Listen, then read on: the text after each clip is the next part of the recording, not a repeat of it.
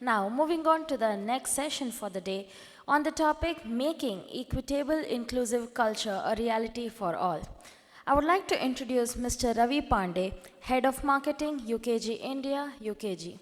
Mr. Ravi Pandey is the Head of Marketing at UKG India. He comes with a rich experience of 20 plus years in the industry. He has a rich background in HR solutioning and workforce digitization.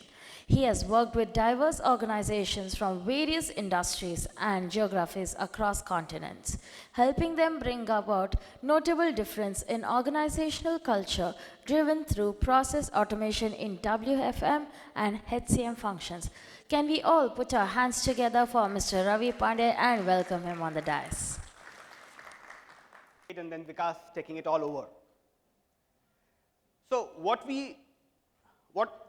the points that came up today is that things are changing. We need to change things within HR. And when we are talking about HR, data is also very, very important. KPIs play a key role. And we need to be able to tackle that, manage that in ways better than what we are doing today. Now, taking that discussion forward, and Vikas very rightly said that a great organization is where employees are happy, they feel that they can be more productive, they're essentially empowered, they own the organizational goals. And that can come only when the culture of the organization is intentionally driven in a way that people feel, people perceive that it's an equitable and inclusive culture. And unless it is equitable and inclusive for everybody in the organization, the real power of the organization cannot be realized, the potential of the organization cannot really come up. Right. So, when we talk of building culture, and Vikas also talked about it, that there is a business imperative of driving this great place to work, driving a good culture. There is a very strong connection between a high trust culture and business success. In fact, and when we are talking about a high trust culture, a culture which has got credibility, respect, pride, brotherhood within the organization, and which is perceived as fair within the company. Now, what do we actually mean when we talk about diversity, inclusion, fairness, etc.? So, Verna Mayers, who is the inclusion strategy VP at Netflix, she put this very famous quote that diversity is being asked to the party. I invited you. Inclusion is being asked to dance. So, I invite you and then I ask you to participate. Now, at UKG, our purpose is people. We take culture very, very seriously. And we are led by we have got a chief level officer driving belonging, diversity, equity, and inclusion at our organization. He took this story forward. He said that diversity and inclusion is okay, but belonging and a sense of equity is also very, very important, adds on. So what is belonging and what is equity? So equity is being given the opportunity to host the next party. Now, if I am giving a party now, you should have equal opportunity to host your own party. And belongingness is being asked to dance to your favorite song. So it's not just being invited and being asked to dance, but if we are being asked to dance to our own favorite song, that is real belongingness. And if you're talking about equity, I should have a chance to host my own party as well, wherein people will come and join. Now, talking about this in the organizational context is something which brings power to the overall culture in the organization. And it's a lot of work, and it needs to be driven intentionally every day, in every meeting, every discussion that happens in the organization. Now, how do we make this culture a reality? How do we make equitable, inclusive culture a reality? It has to be a good combination of initiatives and leveraging technology, and we'll talk about that. And it's not just important to make it a reality, but it's also important that we are making it reality for all. The entire extended workforce that we work with, including the blue-collar employees, people on the ground, the contractual labor who is working in our organization, everybody should be included when we are talking about making great culture. So the idea is to get creative and meet people where they are, understand the real challenges on ground. What is it which is causing problem for an individual? So there is a guy who is manning a forklift. There is another guy who is working on a production line. There is somebody who is meeting customers at the sales force. Not every person will have similar challenges. Every person is unique, and hence it's important to meet where people are. And hence, uniquely you, uniquely valued becomes very, very, very important. Now, unless we are focused on people, uniqueness, and the actual problems at work, at ground, building a diverse, empowered, and inclusive workplace would remain a distant dream. The idea is to champion a culture of trust, equity, and belonging for all. I know of organizations, startups, that do very, very well without there being processes in place, without there being softwares in place. What really drives them is the trust that they have on each other, the brotherhood, the camaraderie that they showcase, and the passion which is there at work, that willingness of people to consider every other's problem their own problem, helping collectively trying to resolve issues. But as the organizations grow and become bigger and bigger, we need to ensure that we are intentionally building the right culture by tracking the right set of KPIs, looking at the right set of data to ensure that there is perceived equity amongst everybody, all in the workforce. The idea is to accelerate investments to empower the entire ecosystem as we grow larger, to make meaningful impact and thrive given the opportunities that are there for India, which Sumit pointed out. Now, all this is a lot of work. It requires a lot of time being spent by HR leaders like you who would initiate that big work, that hard work that needs to be done on a sustained basis through long period of time, almost continuously. It also takes a lot of investment to invest in right set of technologies, build the right set of architecture, to get the right set of data, to ensure that we are feeling the pulse in as near real time as possible. Given that it's a lot of investment in terms of money and in terms of effort that goes in, is it really worth it? Won't it be easier to just let it be, right? Where people can be, I empower you all, you do as you like. Now, there was research that was done by FTSE Russell and GPTW. And this research was based on data of over 22 years.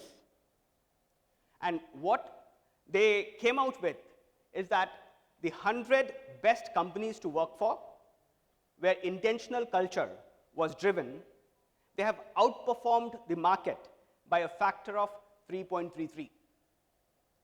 They have given 3.33 times more returns than their other peers who are not as good. So there's a big, big return, business return, for the effort that we bring in. So successful will be those organizations who have leaders that are enterprising, willing to take on the challenge, and actively ensuring that the problems on ground are resolved. Now, I'll give some examples. real-time examples based on the experience that I have had on the field on how we bring this all together. What are the challenges that people really face on ground? What causes this feeling of bias among the people who are working at the front end for our organizations? And how technology can help. So we'll take these three examples. One is around eliminating bias. The second one is ensuring flexibility at work. And it's all is related to building greater degree of trust, ensuring happy employees who take ownership of their actions, who own the objectives of the organization and take things forward. And when we talk of KPIs, how do we make these KPIs more balanced? How do we ensure that performance is not the only thing, people also matter?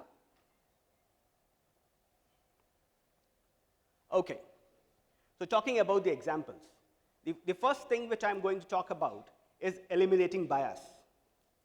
Now, I went to an organization and I was interacting with people within that organization. So there was, this is a manufacturing setup, there is a shift in charge, and there are people who are working to ensure, this is a vehicle manufacturer in India, that things are happening good, well on the ground. Now, there I see an employee, I was interacting with somebody, having tea with him, and I find an employee who was a little disgruntled with his manager. So I asked him, what is it that is bothering you? Is the work too much? Is it physically very strenuous? What is it that is causing that tension? He said that I'm not happy with my manager. Now, very common thing, given that the research which Sumit talked about, that mental health of individuals are impacted most by the managers. So I tried to dig deeper. So I asked him, why do you believe that your manager is not great, he is not supportive?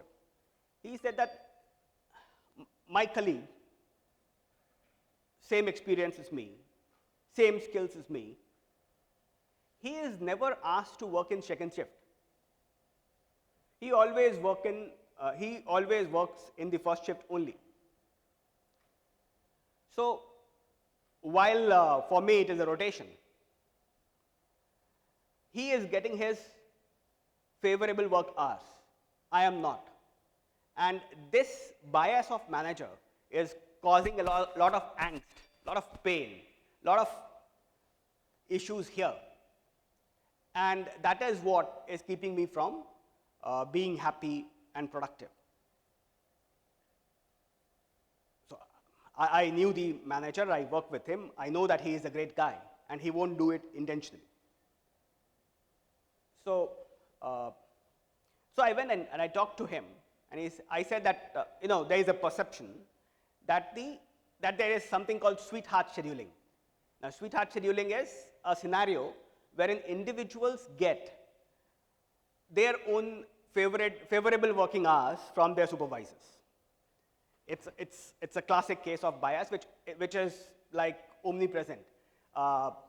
In most organizations, you will see this happening if you look at the data that you can dig and find out and analyze.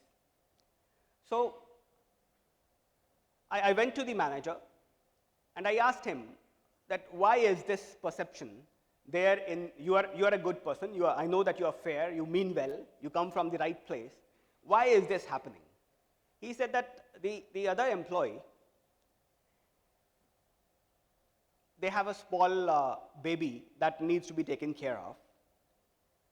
The wife is a teacher who works in the afternoon shift in the school.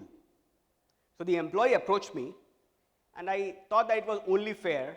I'm not impacting productivity. He is working the hours that he is supposed to work. What harm do I have in allowing that flexibility to the employee? Now, the manager is coming from a good place, but still there is this sense of bias that is causing pain to the colleagues of that employee.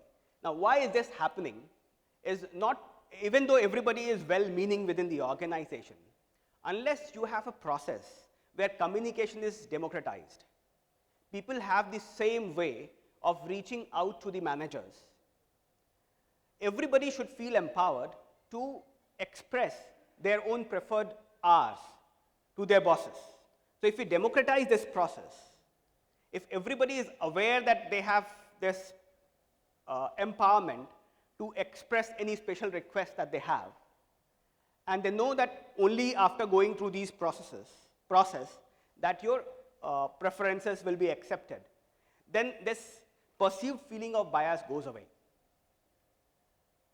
So it's not just about post facto analysis of data to identify exceptions, but it is also about ensuring that the processes that we implement in the organization are such, the communications that we give out to the employees are such, that everybody feels equally empowered to express their preferences, and be assured that within the boundaries of operational requirements, their preferences will be taken care of. And this you cannot do unless you automate this process and use technology. Unless you are a very, very small group of organizations, there is no attrition, people know each other, there is this morning meeting happening, all the communications are flowing right, it's not possible. I know organizations who do it very, very effectively without technology as well. Don't get me wrong. But as we grow, as we get more people within the organization, if there is attrition, if there's a new manager coming in, the entire dynamics changes, unless there is a process and technology to support it. So, eliminating bias is a key aspect of ensuring that we are proactively driving a culture which is productive, where there is trust and feeling of belongingness. The other thing which is very, very important, and it has become more important recently, is work time flexibility. Now, pandemic happened. A lot of very traditional manufacturing organizations who always worked from workplace decided to shift most of the jobs as okay to be worked from home, while there were others which required the person to be present before the machine, right? So they had to come to work. Now, imagine, same organization, everybody is an employee. Why am I not allowed any flexibility while the rest of the organization, specifically the HR folks and the finance folks and the IT folks, they can work from home? I belong to the same organization. Now, the thing is, there is a merit to hybrid way of working. And that creates and the balance that we can give out to our rest of the employees who can work from home in a hybrid manner with the right set of balances in place. We know for sure that it is the way to go. You cannot really have somebody in IT give them no work from home and expect them to stay. Expectations have changed. Employees demand, they have options, right? So how do you ensure that there is certain degree of flexibility which is available for all your employees? So there are things that we can do. For example, allowing employees to do shift swaps. Now, let's say I am supposed to man a specific shift today. I'm leaving from home and something happens. My son had a small accident, he fell sick, I need to take him to hospital. Now, in this scenario, my personal exigency takes precedence. I know that I won't be able to man the shift. Now, what will happen in a normal scenario? I'll maybe first take my son to the doctor, get him treated. Maybe if I get time, I'll call my manager and say that I'm not coming in. That manager is extremely stressed because he now has got one hand shot and he needs to find another person to take care of the machine that required to be manned. He reaches out to different people, maybe asks somebody to do overtime, etc. It's extra work for the manager. He is also stressed. The employee is also stressed because he knows that when he faces the manager the next time, he will be reprimanded. He said, "Itna thoda, why do you have to give such a short notice, right? You don't know the challenges that I have to face. I have got my overtime budget, which is almost exhausted." You know, all these things are real life things that's causing stress at work. Now imagine the situation wherein you have got technology driving the process. The same employee, same exigency happens, and he picks out his mobile and says swap shift. When he clicks on swap shift, he gets a list of people who he can exchange his shift with. Maybe there is somebody who is going to come in third shift. I request him to come in the first shift while I'll do the third shift. My problem is taken care of, while the other guy, manager, has got no stress because he is not short of hands. There is no overtime because people are working the same hours. So small changes in the overall processes, which can be enabled by technology, can go a long way in ensuring that people have that feeling of empowerment, autonomy. They have that flexibility, that psychological safety, that if something happens, I have got processes that will help me, assist me in balancing my work life. So these small things driven by technology can create a huge impact on culture of an organization. Another example, the KPIs. So the guy advocating KPI has just went out of the hall. But nevertheless, let's continue talking about KPIs. So traditionally, when we talk of KPIs, we have been very good at tracking KPIs like sales targets, production targets, even to the extent the budgets, and how well are we able to work within the budgets that are allocated to us. But can we go ahead and include softer aspects? How many of employee requests were considered? Were employee preferences also taken care of? Did we ensure that the right benefits were utilized by the employees? Right? So all of us have got benefits around leave. But if we look at how well is leave utilized across the organization, some units will fare significantly better than a lot of others, right? So unutilized leave, carryover, etc. All of that are challenge. But are we actually measuring those KPIs and ensuring that we have got an equitable distribution across the organization with respect to utilization of these benefits? Now, the example which I am talking about here is, again, a manufacturing scenario. You have got schedules, etc. in place. And here, we are not just measuring the coverage. Are we able to get all the people we need all the time? And the budget cost and number of hours that are spent, but also the overall inclusion of the employee preferences when these employee schedules are prepared.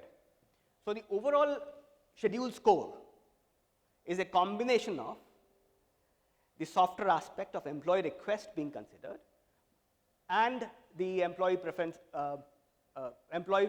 being factored in, but also the business aspect, which is budget, cost, etc. So if we have these balanced KPIs, we would be moving in the right direction to ensure that the right culture is there in the organization. So real inclusion happens on purpose. It all starts with you taking an initiative, you ensuring that within our organization, we will take this active resolve to build a diverse, empowered workforce, champion the culture of trust, equity, and belonging for all, and accelerate our investments to empower our ecosystem to make meaningful impact in the business. And we all know that all this has got great business imperative. So when we look at organizations with great work culture, they perform significantly better than most other companies. On all counts, be it on productivity, be it on our ability to attract and retain talent, be it on our ability to deliver customer service. So across all of this, and what it also does is improve agility within the organization. The ability of the organization to respond to changes significantly increases. And this is proved through research done over a very long period of time across multiple organizations. So, where do we come in picture? Where does UKG come in picture? So we know, so UKG as an organization, our purpose is people. We are into the business of understanding the work and the real issues which people face on ground. GPTW is our organization. So we do a lot of research, and we have insights which are culture driven to understand the softer aspects of work. And essentially, we are a tech company. So we take all this framework, bring it together as part of processes within, which is driven by tech within our product, to ensure that your organization, is able to drive the intent and make it possible to operationalize the DEI and B outcomes for your organization. Operationalize that the equity, inclusiveness, belongingness is something which is democratized, is available for all. And once we are able to do it, and we all can do it, once we make it a reality, it will be good for business, it will be good for people, and it will be good for the world. So with this, I rest my case, and we have time if you have any questions. Yes, sir. I have a question.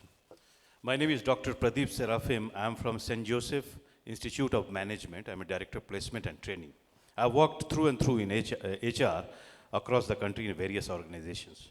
You have beautifully presented diversity, equity, and inclusion. This is a very heavy topic. Not easy to justify this topic in, say, 10, 20 minutes and all. You have talked about diversity, equity, and inclusion while working in the organization, inside the organization. My experience is that people, as a HR person, my seniors, they were asking in the interview, "Kis jati ke ho?" My experience is, when quite a few organizations, they say, "Muslim hai mat lena." And now it is more, for obvious reason, you know. So we should focus on that also. Inside diversity, equity, system also check, because you have rightly, beautifully said that computer checks the performance, whether you belong to any community or what. Performance speaks, action speaks louder than words. So this is a very interesting topic nowadays is going on. And for diversity, equity, inclusion, we are also organizing 2 days workshop in our St. Joseph Institute of Management tomorrow and day after. If anybody is interested, they can always come in on. So managing biasness is because it's a human weakness, biasness and discrimination. It's a human weakness. Whenever there is a human interference, he will show the color. So, but thank God to digital age, that computer is taking care of that and all. But at the time of screening, at the time of interview also, how to tackle this biasness and discrimination, we should work on that. Thank you. Yeah, very good question. And this is a real problem which is faced by all organizations. So while there are things that can be solved by ensuring that the right set of processes and right set of software is implemented, wherein you can do auto screening, you can do digital assessments, you can do a lot other things digitally to ensure that the right candidates are shortlisted. But ultimately, it all boils down to the interviews getting done, and individual human characters coming to the fore. And that can only be handled if we sensitize our interviewing managers, train them well, tell them more about what questions not to ask, because they know what questions they need to ask. Tell them more about what questions not to ask while an interview is going on, to ensure that these biases don't creep up. Hi, this is Vijay Arcot here. I had a co-creator and for Young Mind Labs and Bloodspot. UKG have seen the product right? Great Place to Work is a great entity in terms, I mean, getting the data from different sources, right? And this is a powerful forum. I mean, this is not a question, probably an idea bounced.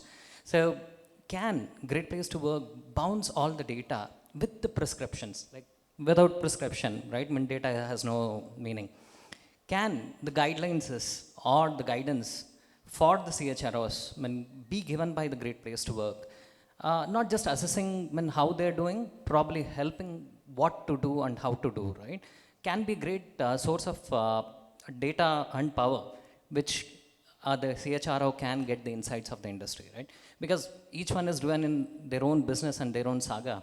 Getting the outside view and prescription, that's the advice. In terms of going open source, in terms of the advisory or the prescriptive board. Yeah, sure, very good question. And coming up with actionables that needs to be taken care of. So what we are doing within our product, within the technology framework that we have, is we have come up with something called GPTW Hub. So what this hub does is, it is based on the same framework as defined by GPTW, which essentially measures an organization on different cultural parameters. So we bring that framework into the product. We look at the data, operational data that is actually there. We bring in data from your HR processes. We bring in data from your workforce management processes. And put that in that framework so that you have a real-time visibility on how you are doing on different indices, and then be able to drill down to the real issues. So once you have that visibility into the real issues, you would be able to identify what really needs to be done in order to take care of those deviations that are happening. So we use the aggregated data for benchmarks across these KPIs. It's a very beautiful dashboard which provides real-time indicators to the HR leaders around what's going right, what's going wrong. So my time is up, but I'll be available Sorry, around. I have one comment than a question. So I have a session in the afternoon. I hope some of you stay back till then. So my comment is that, you know, what he spoke about, the tools and the processes, they are a great tool. They give us a lot of information and a lot of data. And he did speak about drilling down further, using maybe stay interviews and FGDs to get to the bottom of what is really happening. But what the gentleman there spoke, the people using that data are under the influence of biases. So if they say that आप किस जाति के हो, या आप तो मुस्लिम हो, या आप तो married हो, आपके 2 बच्चे हैं, आप कैसे travel करोगे? For that you have to balance as a CHRO or a talent management head or a, you know, as a L&D head, you have to balance between the technology and the data and the insights that these wonderful tools provide, and interventions which can help you take the benefit of this beautiful data. Until and unless we marry the two, we will not get the benefit. So pure technology is not the answer. And I hope you stay back till the afternoon and the evening so that we can get the benefit of both. Yep, like every other beauty. Help the organization and the people and the world. The organization and the people, we devise, one of the organizations where I work, we did this more rather than the birthday parties and those celebrations. We formed a task force. We found out what is the organization problem by the senior leaders, strategic leaders. Then what are the functional problems, which is there in every organization, will be there, even in the world class. Then formed a task force, trained the task force to how to manage the task force, and had hierarchy of people from lower till last. So everybody participated it, operational to conceptual.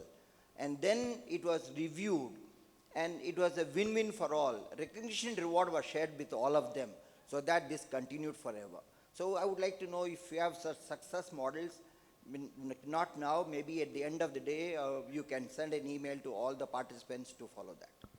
Sure, I have got several examples to share, but the time is up, and but I'll be available around.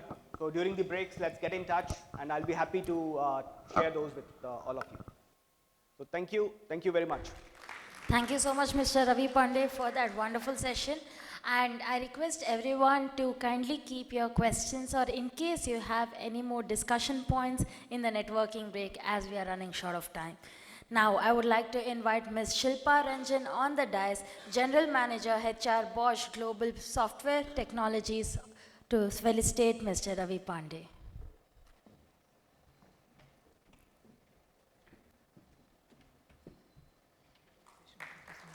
Thank you.